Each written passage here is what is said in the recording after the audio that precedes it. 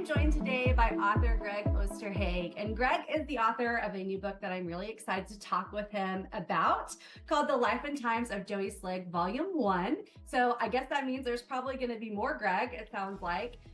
What I'd like to do is just kick this off by having you tell us a little bit about the book and what it's about. Sure. Yeah. Thank you. You know, it's really a story of my early years. It's written as more or less a memoir of my first 30 years growing up. It's kind of a coming of age story, and it's my journey through my childhood and teens and then through my 20s, and it's really about the process of trying to grow up in the 70s and 80s. I was a product of that time. I grew up loving sports, and so there's a good bit of that in there, and also at that time TV became very prominent. So I grew up watching TV a lot, and so when I write, I kind of intersperse little tidbits from TV and movies and music and all that stuff from the 70s and 80s kind of culture that I grew up in. And I was a product of the things that went on during that time. I went from the love of sports to I found out about drugs and alcohol. I made some poor decisions when I was very young.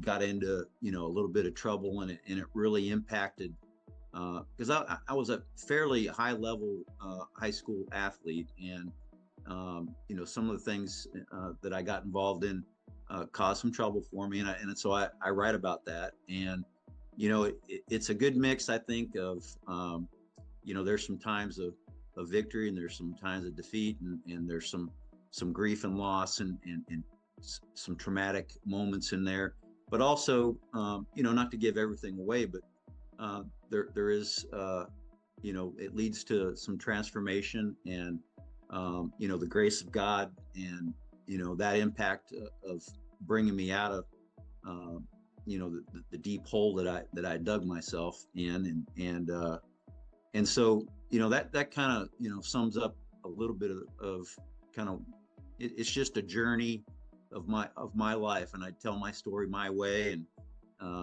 and some people may not appreciate my humor or honesty, and some people might. So I don't know that it's for everybody, but I think that there's something in it for a lot of different types of people, and so hopefully somebody can read it and pick up something from it that can help them in their struggle and their journey as well. Yeah, I always find it fascinating when people write about their lives because by its nature, it's intensely personal.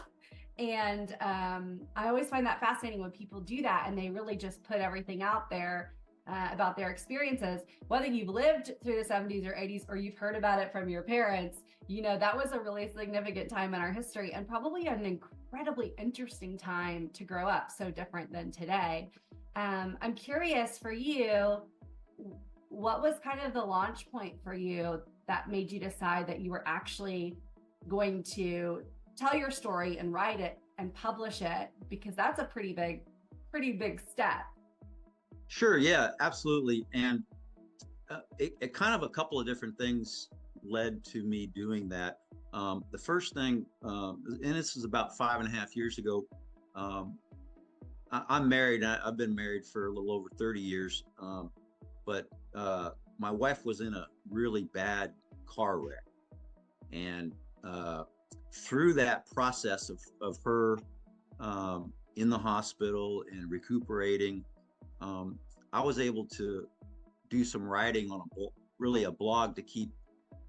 Really, it was a little more than 800 people that were following her story, keep them abreast of what was happening, what her status was, because we have different communities that over the years that we've come very close to. There, she's a teacher, and so her teaching community and all of her students, along with our uh, our church background, and then all of our families and friends. And so to keep them, informed of what was happening, I wrote on a daily basis, and a lot of people ended up, appreciating that and liking that. So that, along with, I retired during that period of time, and I had some time in my hands, and I thought about doing some writing, and I had an idea for this book, and how to put it together. And a really good friend of mine from the old days died, and with her accident and his death, and thinking about, it was either do it or don't. I needed to make a decision and so I went for it, and I just started one day. I sat down, and 5 or 6 months later, I had, the makings of the possibility of a book that could be published. And it was a little too long for one book. So, I mean, I've cut it in half, and had the first part, is what this book is. And I do have a volume 2. I just don't know whether that'll ever get off the ground or not, because it kind of depends on how this one goes first. So this is my first entry into, writing something and having it published. And so the whole experience has been really eye-opening, and it's an interesting process. But I've learned a lot over the months that, the last few months, putting it together. It's always interesting to hear what drives people to do certain things, and that your wife's accident was really this launch point to this whole project is kind of an incredible story. Is there anything else that you would like to share with us about the book, or what might be in the next one if it ever originates, before we go? I'm proud of where I've gotten to, and it's taken a long time of growth and recovery. And I'm a person that has been involved in self-help groups over the years, to recover, and the counseling community, and I've actually done some of that myself, and a lot of coaching and work with kids, and try to give back a little bit, for the people that have impacted, my growth into adulthood, and coming to terms with really sadness, grief, and loss, and those kind of issues. And so I think, and I hope that when somebody reads about somebody going through things like that, and they're struggling too, that I just hope that God's favor can go out and impact other people as it has me and my wife, and in our lives. I just feel very fortunate to be where I'm at today. And people with post-traumatic stress, or any type of addiction, those are the kind of people that I think would appreciate this. But I'm in my 60s, and so people that grew up in that era, I think could appreciate. I don't even know people that are in their 20s and 30s, whether some of the references that I make to television shows and movies and all that, they may not be able to click on that, but it's pain and suffering and recovery and growth, and those kind of things are universal for everybody.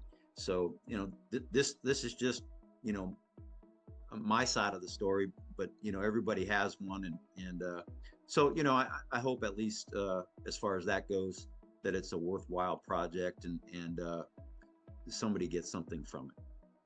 Yeah. Thank you, Greg, for doing this with us. I just want to tell everyone before we go where they can get the book, The Life and Times of Joey Slick, Volume 1.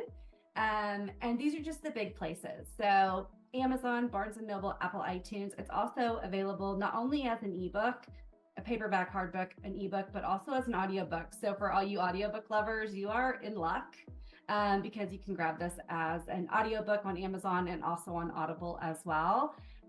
Greg, the book sounds fascinating. I think that you're right. People that have lived through that era will absolutely feel the nostalgia of reading it, but also you're also so right.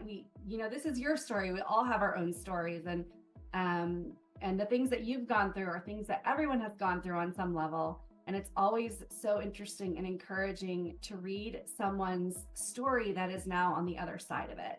And so thank you for putting that out to the world. I hope that people will go and grab this book. And thank you again, Greg, for joining us. Thank you for having me. Appreciate it.